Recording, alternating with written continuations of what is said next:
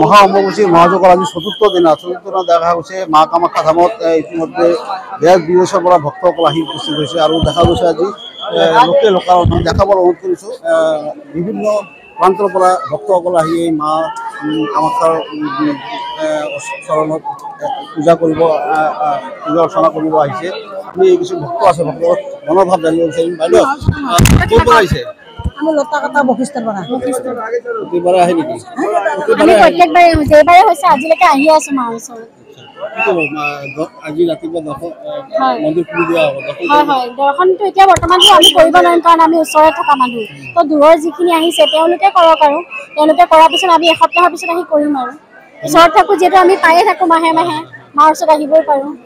ঠিক আছে, আমি আৰু কিছুমান ভক্ত আছে আমি জানিব বিচাৰিম ক'ৰ পৰা আহিছে। মাছটো ক'ৰ পৰা আহিছে আপোনালোকে? মালদা থেকে। কয়জন আসছে? 5 জন।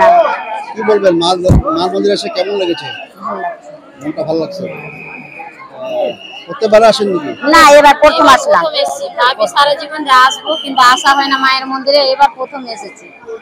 কিন্তু মাকে দর্শন করেই যাব, কালকে ভোরবেলা খুলবে ঢুকবো মন্দিরে তারপরে যাবো বাড়ি। ভালো লাগলো।